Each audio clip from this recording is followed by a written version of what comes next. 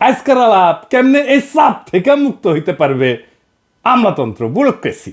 হাঙ্গেরে ব্যুরোক্রেটরা আমলারা এটা এনে শুনেন আর কি। এই যে সেক্রেটারি, এই যে সচিব, উপসচিব, যুগ্ম সচিব, সহকারী সচিব, ডিসি, তারপরে ইউএনও ইত্যাদি ইত্যাদি, এরা শুনেন একটু।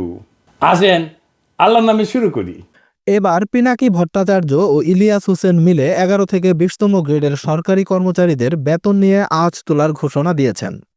খুব শীঘ্রই 11 থেকে 20তম গ্রেডের সরকারি কর্মচারীদের বেতন বৈষম্য নিয়ে তিনি একটি ভিডিও দিবেন বলে জানিয়েছেন।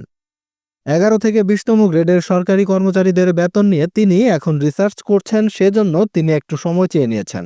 বিস্তারিত দেখুন ভিডিওতে।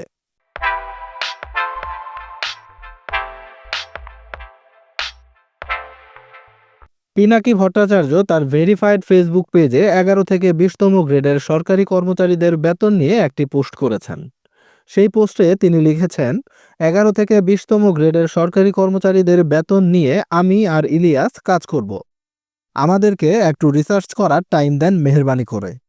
আমি আর ইলিয়াস সবসময়ই বাংলাদেশের সুবিধাবঞ্চিত দরিদ্র নিম্নবিত্ত মানুষের পক্ষের মানুষ।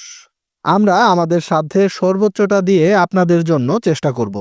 কামিয়াব হব কিনা জানি না, কিন্তু আওয়াজ তুলব জোরে। ইনকিলাব জিন্দাবাদ। সেই পোস্টের নিচে তিনি একটি ছবিও অ্যাড করে দিয়েছেন। ছবিতে লেখা রয়েছে, কাটছাট করেও 25,000-এও মাস চলে না 3 জনের সংসারে। পিনাকি ভট্টাচার্য 11 থেকে 20তম গ্রেডের কর্মচারীদের নিয়ে ভাবতে শুরু করেছেন এবং তিনি 11 থেকে 20তম গ্রেডের কর্মচারীদেরকে নিয়ে একটি ভিডিও দিবেন বলেছেন। এই বিষয়টিকে আপনারা কিভাবে দেখছেন? এই বিষয়টি নিয়ে আপনাদের যে কোনো মূল্যবান মতামত অবশ্যই কমেন্টে লিখুন।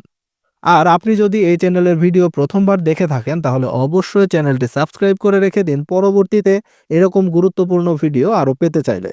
দেখা হবে নতুন কোনো ভিডিওতে নতুন কোনো গুরুত্বপূর্ণ আপডেট নিউজ নিয়ে। ততক্ষণ পর্যন্ত ভালো থাকুন। আল্লাহ হাফেজ।